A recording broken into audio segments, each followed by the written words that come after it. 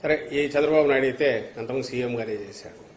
ఖచ్చితంగా ఎక్కడన్నా ఉంటే ప్రతిపక్షాలకు దానికి సంబంధించిన కంప్లైంట్ ఇవ్వడము దాంట్లో తప్పులేదు. అలాగే ఒకసారి ఎన్నికల కమిషన్ పరిధిలోకి వ్యవస్థలు వెళ్లిన తర్వాత అధికార పక్షమైన ప్రతిపక్షమైన ఈవెన్ ప్లే గ్రౌండ్ ఇది ఉండాలి కాబట్టి ఖచ్చితంగా బాధలు ఏమంటే చెప్పుకోవడం తప్పులేదు. అయితే నాకు అర్థం కాని విషయం ఏమంటే 100కు 100%, 90% ఎక్కడ ఎవరికైనా దీనిలాగా పనిచేసే వాళ్ళ మాట విని చేసే వాళ్ళు ఎందుకుంటారు, ఎక్కడ ఉంటారు? అట్లా ఉంటే ఏ వ్యవస్థ అయినా బతుకుతుందా, ఇంతకాలం ఉంటుందా?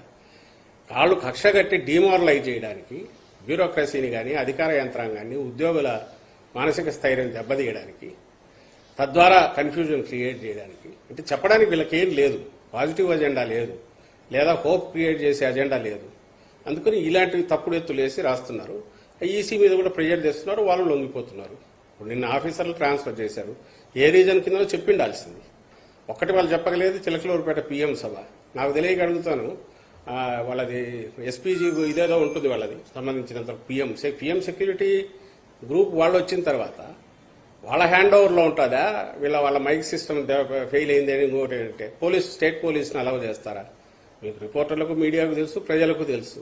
ఒక్కసారి prime minister net, safety net అనేది సెక్యూరిటీ నెట్, దాంట్లో స్టేట్ పోలీసుకు రోల్ తక్కువ ఉంటుంది. వీళ్ళదే మొత్తం డామినేట్ చేస్తారు, వాళ్ళే డిసైడ్ చేస్తారు. అలాంటి చోట జరిగిన పొరపాట్లు ఏదన్నా ఉంటే స్టేట్ పోలీసును హౌ కెన్ దే బ్లేమ్?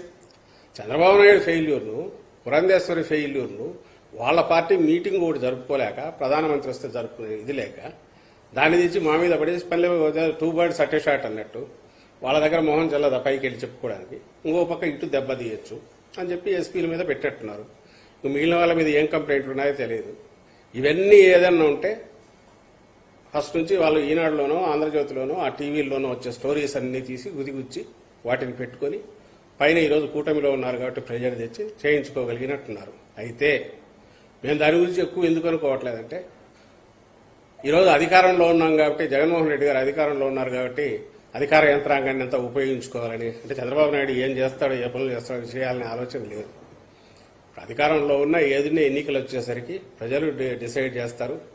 దానికి తగినట్టే వ్యవస్థలు కాదు మేనేజ్ చేయాల్సింది, ప్రజలకు మంచి చేసి ఓట్లు తెచ్చుకోవాలనుకుంటున్నాం కాబట్టి అందుకోసమే జగన్మోహన్ రెడ్డి గారు కంటిన్యూస్ జనంలోనే ఉన్నారు, జనానికి అప్పీల్ చేస్తున్నారు. పూర్తిగా మంచి చేసినా నమ్మితేనే ఓట్లు వేయండి అని అడుగుతున్నారు తప్ప అధికారుల మీద, వ్యవస్థల మీద నమ్మకం లేదు. కాబట్టి మమ్మల్ని అయితే అదేమీ చేయలేదు. వీళ్ళ